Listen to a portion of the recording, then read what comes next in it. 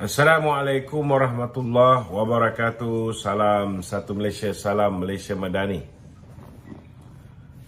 Apa khabar semua sekali rakyat Malaysia? Petang ni insya-Allah saudara kita akan kupas isu-isu semasa, dan saya ingin memulakan dengan mengulas satu dokumentari yang dikeluarkan di Netflix. Netflix saudara, hari ini ada sebuah filem yang dipanggil Man on the Run.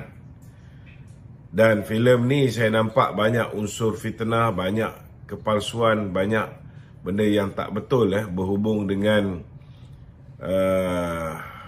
penglibatan Datuk Seri Najib Tun Razak dalam isu 1MDB dan juga penyelewengan oleh Joe Low dan sebagainya. Man on the Run ini saudara jelas menghina mahkamah kerana hari ini perbicaraan kes Datuk Seri Najib Tun Razak dalam isu 1MDB ini sedang berjalan. Saya masih ingat lagi tuan-tuan, saya membuat laporan polis ke atas Amhari.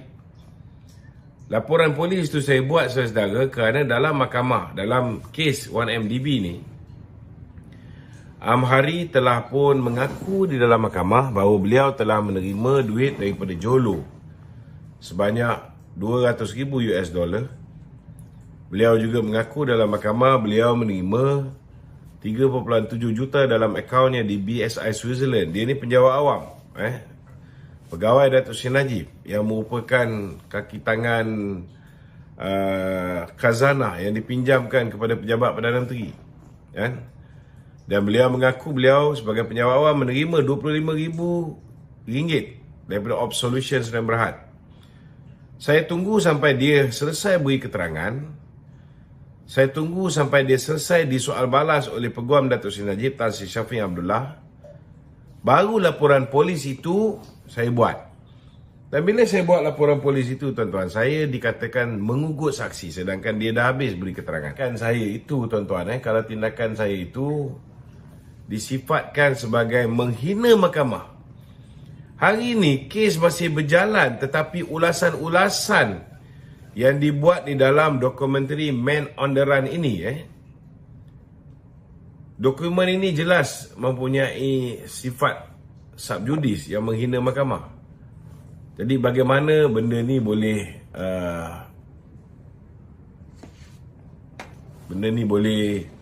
berterusan tanpa sebarang tindakan. Malah saya nak beritahu dokumentari yang berdurasi lebih kurang 1 jam 38 minit ini bukan setakat subjudis terhadap Datuk Seri Najib, kerana perbicaraan sekarang ni sedang berjalan. Pihak pendakwaan pun sebenarnya terikat dengan tanggungjawab untuk mengambil tindakan segera. Apa yang lebih serius lagi adalah Tommy Thomas, bekas Peguam Negara, telah membuat kesimpulan sendiri berhubung kes 1MDB ini di luar mahkamah, dalam dokumentari berkenaan. Dan saya rasa sepatutnya hari ini, kalau dulu dia mengambil tindakan untuk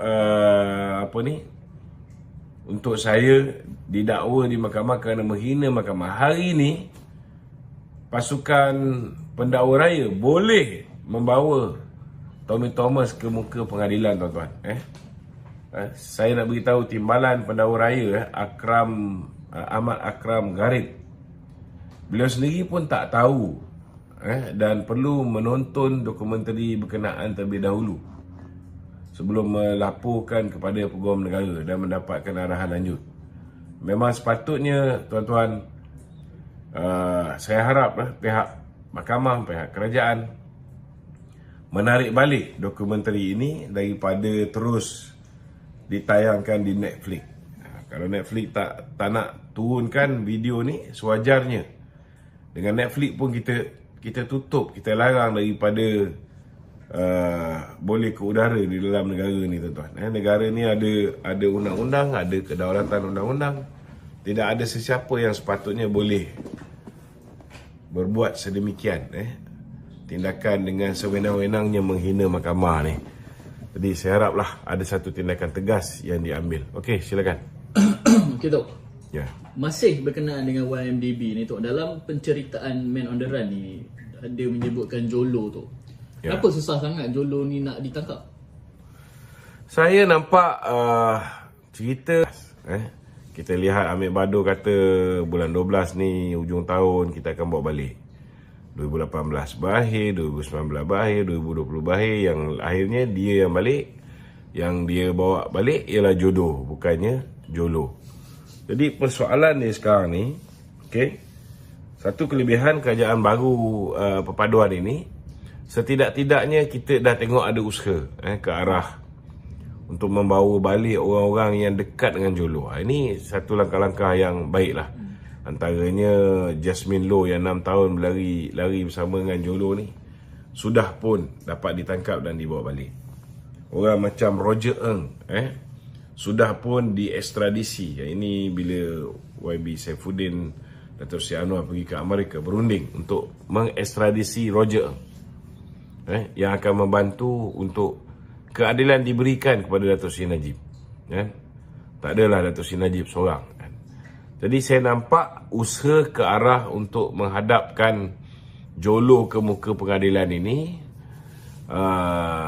semakin ke arah itu, maknanya setidak-tidaknya pun kalau misalnya tak dibicarakan Jolo tu dengan kehadiran Jolo, still boleh dibicarakan dengan memanggil saksi-saksi ni. Jadi bagi saya kita faham kekangan di mana Jolo. Tetapi dengan orang-orang penting yang membantu beliau untuk menyeleweng dana 1MDB ni dibawa balik, ini juga akhirnya kalau mereka ni diguna pakai sebagai saksi-saksi pihak pendakwaan, ianya akan dapat banyak membantu untuk kita mengetahui tentang perkara sebenar di sebalik skandal 1MDB ni. Itu bagi saya lah. Okey. Okey Tok, ada yang bertanya berkenaan dengan Dato' Sri Najib lah. Jika Dato' Sri Najib mendapat pengampunan daripada Yang di-Pertuan Agong, ataupun jika kes YMDB ni Dato' Sri Najib didapati bersalah, bagaimana tu Tok?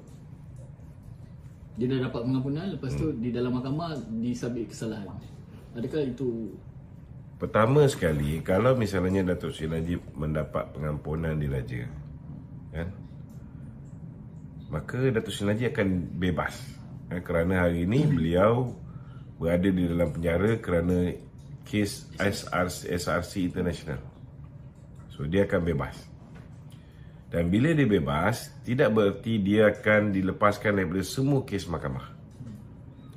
Hari ini kita kena tahu bahawa bila mana bocor dokumen yang mengatakan bahawa 7 orang DPP dan juga 5 orang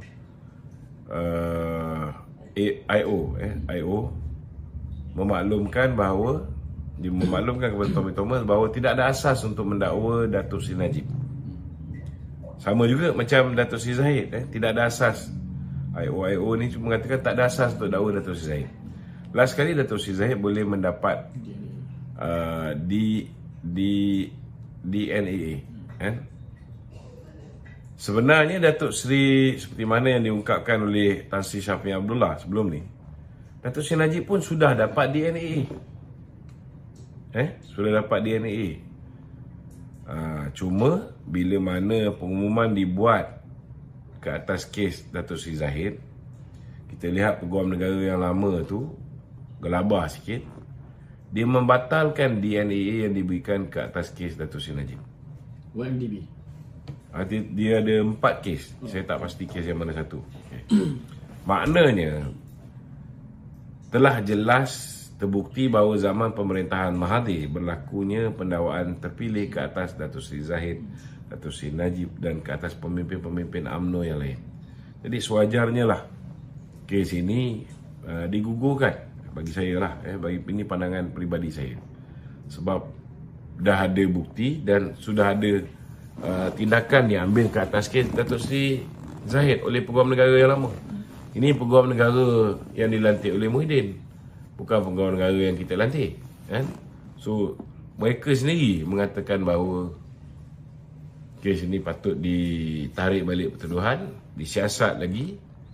Kalau ada bukti yang lebih kukuh, maka dakwa balik, tak ada masalah. Dalam kes 1MDB ni, dia baru di peringkat Mahkamah Tinggi. Ada Mahkamah Rayuan. Kalau katalah Datuk Seri Najib kalah di Mahkamah Tinggi, dia masih boleh merayu di Mahkamah Rayuan. Kalah di Mahkamah Rayuan, dia boleh merayu di Mahkamah Persekutuan. Kalah di Mahkamah Persekutuan pun, dia masih boleh buat semakan kehakiman. Jadi kes ni masih panjang. Kes ni masih panjang, tak ada masalah.